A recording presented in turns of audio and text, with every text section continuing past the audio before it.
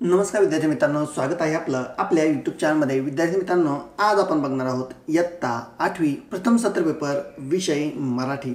एकूण 50 गुणांचा आपला पेपर असणार आहे आणि यासाठी आपल्याला वेळ आहे 2 तास। यामध्ये सर्वात पहिले आपल्याला कृतीपत्रिकेसाठी काही सूचना देण्यात आलेल्या आहेत, तर त्या आपण व्यवस्थितपणे यामध्ये वाचून घेऊया। यामध्ये सर्वात पहिला आहे सूचनेनुसार आकलन कृती व व्याकरण कृती यामधील आकृत्या काढाव्यात। यानंतर यामध्ये 2 आकृत्या पेनानेच काढाव्यात। 3 उपयोजित लेखनातील कृतींसाठी आकृतीची आवश्यकता नाही, तसेच या कृती उत्तरपत्रिकेत लिहिण्याची आवश्यकता नाही। यानंतर 4 स्वच्छता, नीटनेटकेपणा व लेखन नियमानुसार लेखन याकडे जाणीवपूर्वक लक्ष द्यावे। यानंतर यामध्ये आपला सुरू होईल तर विभाग क्रमांक 1 जो की आपला गद्य विभाग हा असणार आहे। एकूण 8 गुणांसाठी आपल्याला विचारलेला आहे। यामध्ये प्रश्न क्रमांक पहिला पुढील उत्तरा वाचा आणि दिलेल्या सूचनेनुसार कृती करायची आहे। यामध्ये एक आहे आकृत्या पूर्ण करा। एकूण 2 गुणांसाठी आपल्याला आकृत्या पूर्ण करा हा प्रश्न विचारलेला आहे। त्यामध्ये पहिला आहे अण्णाभाऊ साठे राहत असणारे ठिकाण आणि 2 लेखकाच्या मित्राचे नाव। तर उत्तर यामध्ये पहिला आहे अण्णाभाऊ साठे राहत असणारे ठिकाण, तर चिरानगर आणि 2 लेखकाच्या मित्राचे नाव, तर भिकाजी तूप सौंदर्य लेखकाच्या मित्राचे नाव हे होते। यानंतर यामध्ये 2 कारण लिहा। अण्णाभाऊ साठे यांनी लेखकांना बोलविले, तर याचं आपल्याला कारण सांगायचं आहे एकूण 2 गुणांसाठी। तत्पूर्वी आपल्याला इथे जो गद्य विभाग देण्यात आलेला आहे तर त्याचं आपण यामध्ये वाचन करूया। माझे आकाशवाणीवरील कार्यक्रम फारच गाजत होते, ते अण्णाभाऊ साठेंनी बऱ्याचदा ऐकले। एकदा अण्णाभाऊ साठे यांनी मला चीरनगरात येऊन भेटा असा भिकाजी तूप सौंदर्य या माझ्या मित्राकडे निरोप पाठवला। मला अत्यानंद झाला, एवढ्या मोठ्या माणसांना मला भेटायला बोलवलं म्हणजे काहीतरी शाहिरी कार्यक्रम असावा। दुसऱ्या सायंकाळी 4च्या सुमारात चीरनगराच्या खाचखळग्यांनी ओबळधोबळ रस्त्यांनी वाट तुडवत अण्णांचं घर विचारत विचारत एका झोपडीपाशी आलो। त्या झोपड्याच्या दारात वलिनीला बळावती सुकत घातलेले असलेल्या बाईला अण्णाभाऊ साठेंचं घर कोणतं म्हणून विचारलं। यामध्ये अण्णाभाऊ साठे यांनी लेखकांना बोलवले होते कारण, तर उत्तर कारण लेखक आकाशवाणीवरील कार्यक्रम गाजत होते, ते अण्णाभाऊ साठे यांनी ऐकले होते म्हणून लेखकांना अण्णाभाऊ साठे यांनी बोलवले होते। यानंतर यामध्ये 3 व्याकरण कृती, त्यामधील ओबळधोबळ यासारखे 2 शब्द यामध्ये आपल्याला सांगायचे आहेत। तर उत्तर खाचखळगे आणि दुसरं तुडवत तुडवत। यानंतर तक्ता पूर्ण करा, चिन्ह लिहायचे व त्याचं आपल्याला नाव येते सांगायचं आहे। तर यामध्ये उत्तर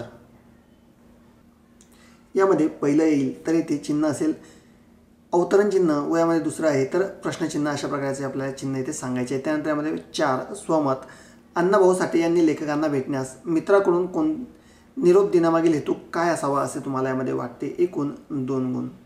तर यामध्ये उत्तर लेखक हे शाहीर होते, त्यांचे आकाशवाणीवरील कार्यक्रम हे गाजत होते। अण्णाभाऊ साठे हे देखील लेखक होते आणि त्यांना शाहिरीची आवड होती म्हणून लेखकांना त्यांनी कार्यक्रमासाठी बोलवले असेल असे मला वाटते। या प्रश्नाचे उत्तर या व्यतिरिक्त दुसरेही असू शकते। यानंतर प्रश्न क्रमांक 1 त्यामधील पुढील उत्तरा वाचा आणि दिलेल्या सूचनेनुसार कृती करा। त्यामधील पहिला आहे चौकटी पूर्ण करा। उत्तरातील वादळापासून वाचलेल्या व्यक्तीचे नाव आणि वाऱ्याचा असणारा वेग।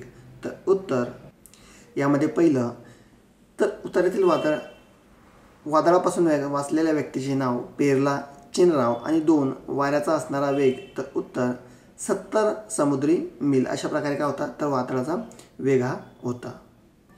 यानंतर यामध्ये 2 तक्ता पूर्ण करा। एकूण 2 गुण। त्यामधील पहिला मच्छीमारांना वाचवण्यासाठी आमचे 2 प्रयत्न फसले होते।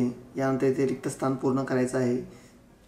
3 शेवटी 3ऱ्या प्रश्नाला यश आले। यानंतर पुढील रिक्त स्थान आपल्याला कंप्लीट करायचं आहे व त्यानंतर खालील वाक्य नावेतील 7ही मच्छीमार सही सलामत वाचले। या प्रश्नाचं उत्तर पाहण्याच्या अगोदर आपल्याला इथे जो उत्तर देण्यात आलेला आहे तर त्याचं आपण व्यवस्थितपणे यामध्ये वाचन करूया।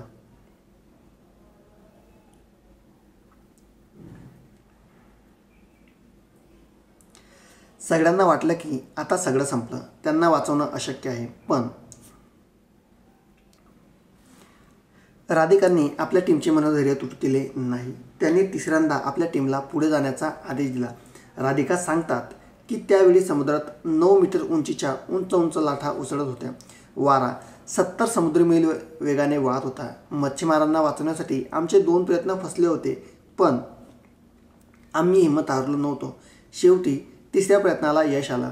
पायलट शेडाद्वारे मच्छीमारांना त्यांच्या नावेतून जहाजात घेण्यात आले. नावेतील 7ही मच्छीमार सही सलामत वाचले होते.